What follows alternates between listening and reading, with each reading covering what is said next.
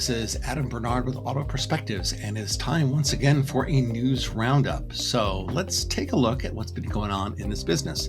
We'll start off with a very significant product launch from our friends in Sweden, and that is Volvo's next generation EV. This is the EX60, and if you remember your nomenclature, EX means it's electric and it is an SUV, unlike the internal combustion-based vehicles, which are still XC vehicles.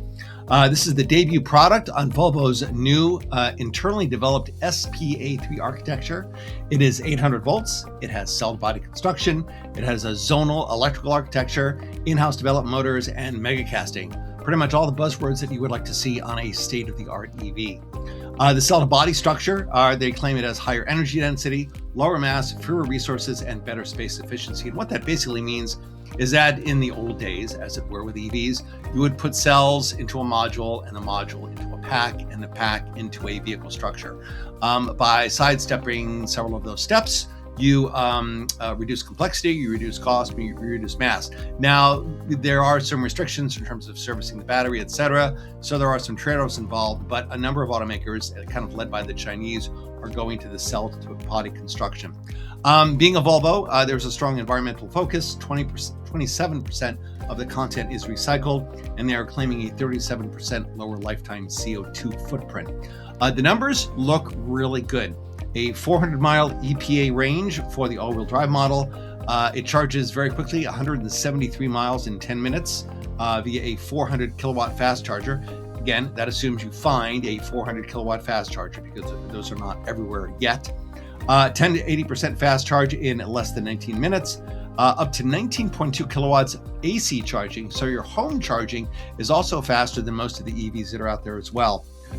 It offers up to 670 horsepower, and for a vehicle this size, even though it is not light, that is still a pretty good amount of power, and 0 to 60 in as fast as 3.8 seconds. Now, unlike the larger EX90, which at least to my eyes looks like basically a more modern XC90, the EX60 has the long wheelbase and short overhangs that only a pure EV architecture can enable. And so this definitely does look quite a bit different from its XC60 sibling. The drag coefficient is claimed to be a pretty competitive 0.26. It's good. It's not necessarily class leading, but it also means that the EX60 does not look like a bar of soap, and it still looks like a Volvo.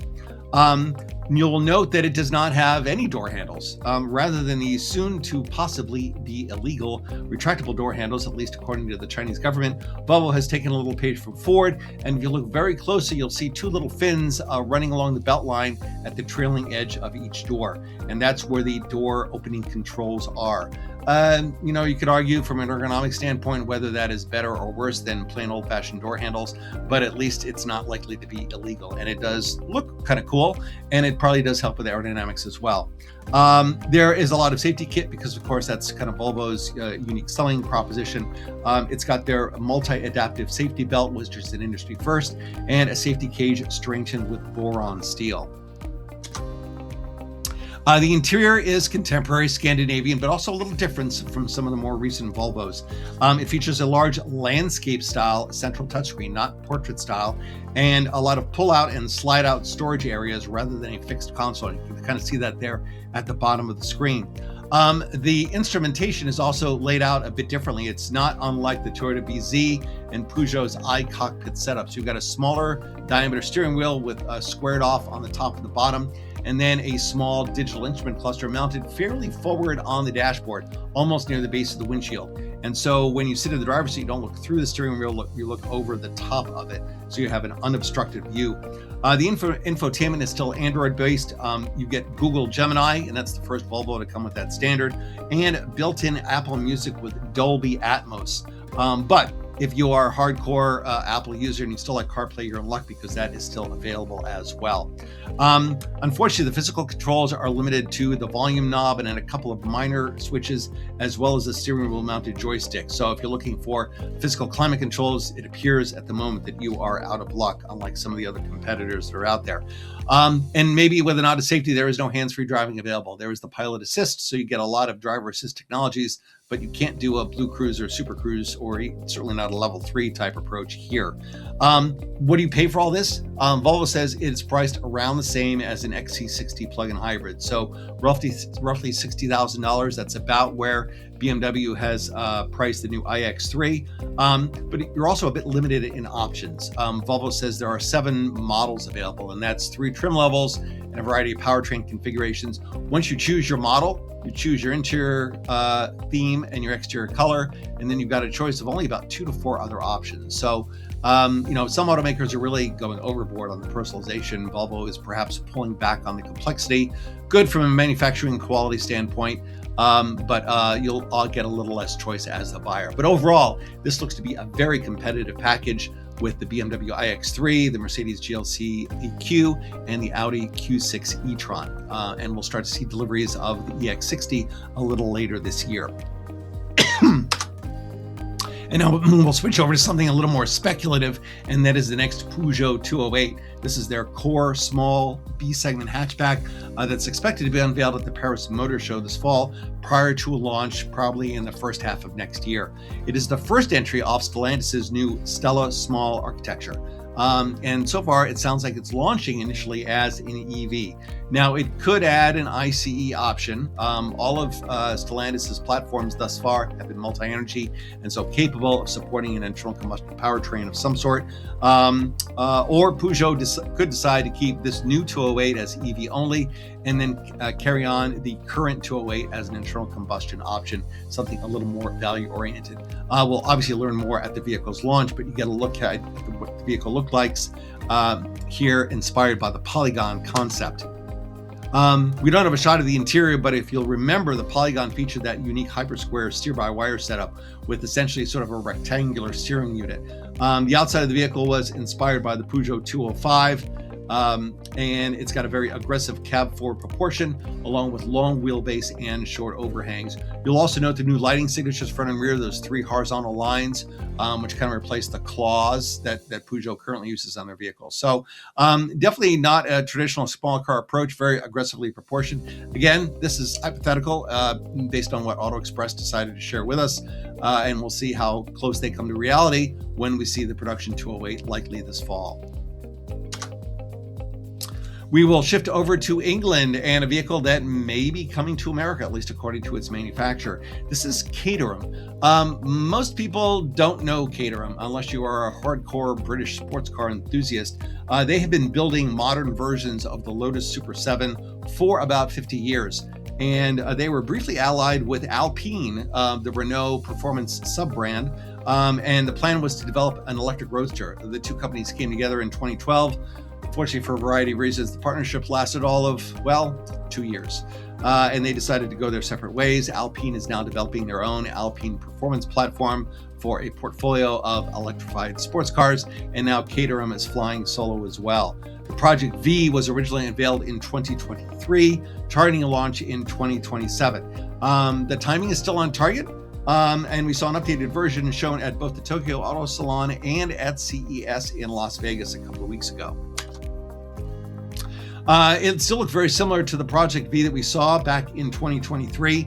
The interior layout is now a 2+2. The original concept we saw had a 2+1 with sort of a sideways rear seat.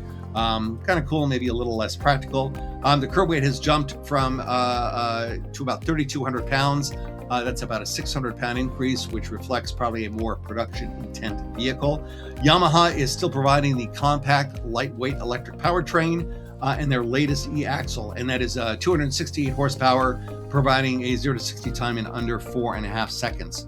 Xing Mobility out of Taiwan is supplying the two 27 kilowatt-hour immersion-cooled battery packs, in which the cells are immersed in a dielectric liquid, which promises fast and even heat dissipation, especially important when you are dealing with a high-performance EV. The claimed energy density is about 200 watt-hours per kilogram. One pack is in the center console, so between the seats, and the second one is under the rear seat, and that allows the bucket seats to be mounted nice and low in the vehicle. They're targeting an EPA equivalent range of roughly 210 miles. So again, certainly not best in class, but this is not intended to be a primary vehicle anyway.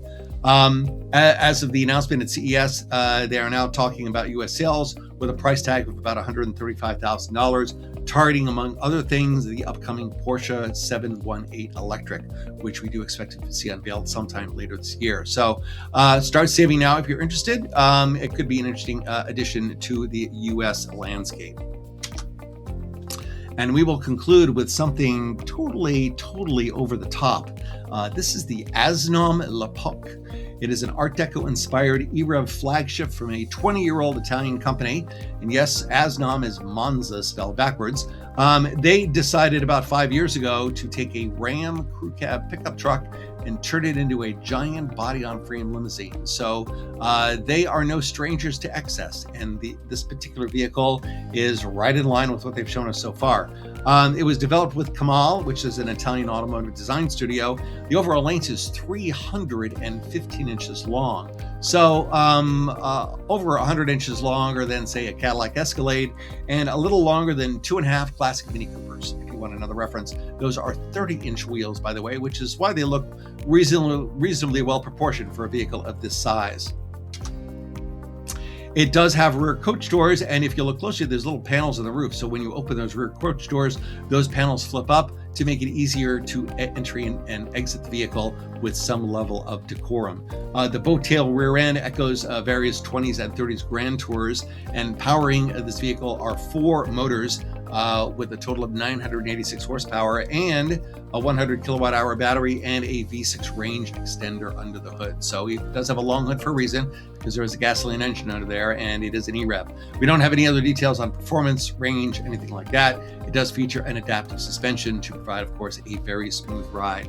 And if you thought the outside was over the top, well, the inside is just as crazy, inspired by both Italian furniture and the interiors of historic buildings, with what appears to be a matte brass trim and a wooden floor, as well as some rather exotic fabrics.